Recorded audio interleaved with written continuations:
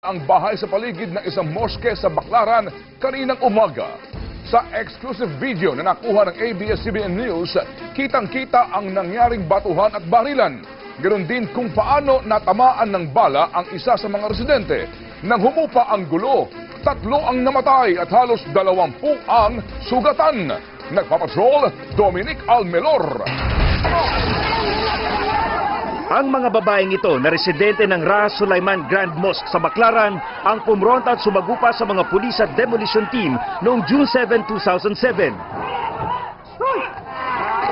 Pero kahit nagiba ang mga bahay, muli silang nagtayo ng mga barong-barong sa paligid ng moske.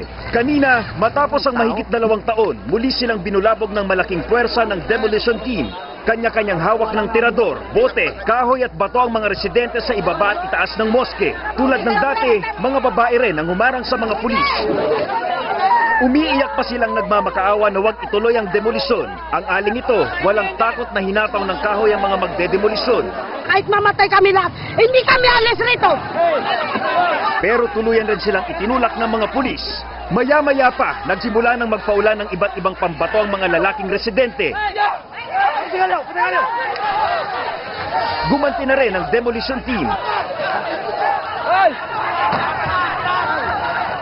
Pati mga pulis, nagpaputok na rin dahil armado rin daw ng sumpak ang mga residente. Si Makauna walang takot pa rin sa paghagis ng malalaking bato sa kabila ng pamamaril. Pero maya-maya pa, bumagsak na siya ng tamaan ng bala ang kanyang paa.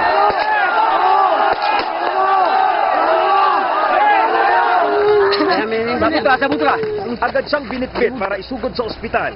Samang sugatan sa panig ng demolition team. Mahigit 10 naman sa mga residente. Pero 3 sa mga residente ang nasawi sa putukan. Isa rito ang 7 taong gulang na si Rajiv Batalo. Wala ba sila mga puso? Mga manid ba sila? Sa isang iglap, mabilis na nawasak ang lahat ng mga bahay sa paligid ng moske. Allah lang ang bahala sa amin kung saan kami pwede mapadpad.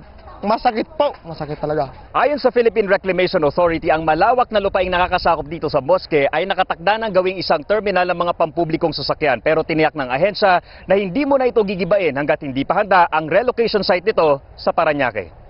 Samantala, nanindigan pa rin ang mga residente na hindi sila aalis sa lugar. Kung talaga may malilipatan kami, alis kami. Hindi naman kayo mga bubo na hindi kami alis na hindi min sa amin. Kinundi na naman at paiimbestigahan ni anak Mindanao Party List Representative Mujib Hataman ang naging marahas at madugong demolisyon. Dominic Almelor, Patrol ng Pilipino.